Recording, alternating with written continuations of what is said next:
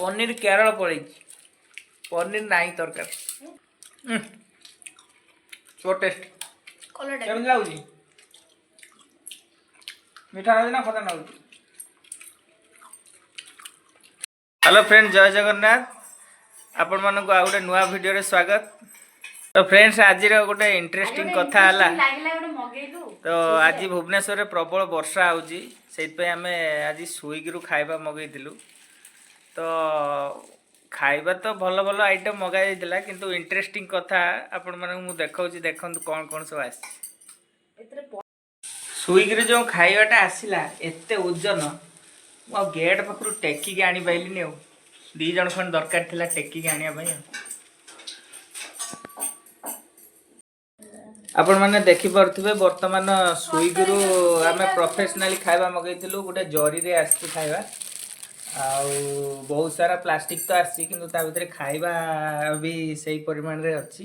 खाइबा तो कम किंतु प्लास्टिक बहुत अधिका आ तापरे पनीर मिक्स मगैतिलु या भीतर पनीर तो देखा जाउनी बीम गुड़ा बहुत अच्छी। तापरे पटे भेंडी फ्राए मगैतिलु भेंडी बोधे तार सरी जाइतिला बोधे होटल रे आ से बर्तमान भेंडी 2-3 पीस भेंडी अच्छी तापरे पोटल 2-4टा मिसेकी एडजस्ट कर देछि। आउ तापरे कलरा फ्राए कलरा डायरेक्ट मार्केट रो आनी की फ्राए कर देछि आउ कटा कटी किछि करेनी। तापरे एपटे गोटे कोन अछि एटा हला परोटा एमती 20टा खंडे परोटा खाइले पेट पुरी जण आ भेंडीटा बर्तमान भेंडी रो लागुची बोधे 80 वर्ष खंडे हे जाइची पूरा यंग अछि। तो फ्रेंड्स बर्तमान आशा आशारे रही गला स्विगी वाला तो जहाँ चून लगेले से बर्तमान राति 9टा आम बर्तमान रोषे स्टार्ट कलु आ बर्तमान या सहित आ गोटे आइटम न कले पेट पुरबनी आ पेट न पुरले तो निद हेनी से कौन पूरी पूरी टिके करवा ता सहित एडजस्ट करी खाइबा आ। तो आमर बर्तमान एक्स्ट्रा आइटम बर्तमान रोषे है पूरी आउ देखि पार्थुवे आपण माने मु देखौची आउ बर्तमान या सहित कलरा फ्राए एपटे भेंडी फ्राए ना भेंडी फ्राए नुहे भेंडी फ्राए तो मगैथिलु एटा पोटल फ्राए आउ एपटे मिक्स वेज आउ सब आइटम एटी अछि आउ ये सब आइटम बिना प्याज रसुण आउ तड़काटा भले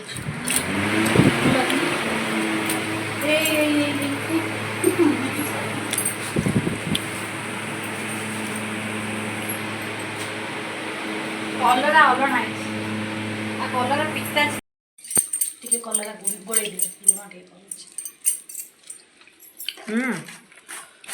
मिक्स वेजटा एक्चुअली टेस्ट अछि क्वालिटी भलो अछि।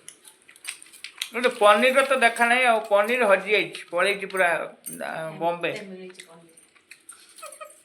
पनीर केरल पळेछि पनीर नाई तरकारी पूरी जेंती हेछि पूरी खाली खाइ दो ना कोल्लाटा केम देखि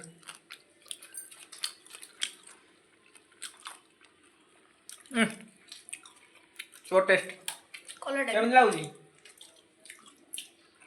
मीठा लाଗୁଛି ना खटा लाଗୁଛି। आ भेंडीटा देखिया भेंडीटा बेसी बुढ़ा है चलियो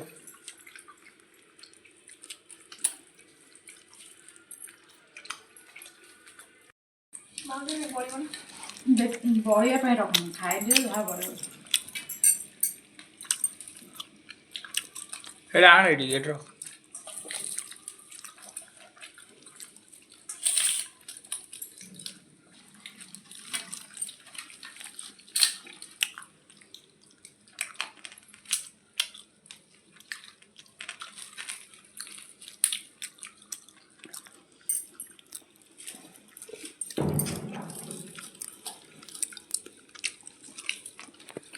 खाइबा एते भी खराब नहीं चलो।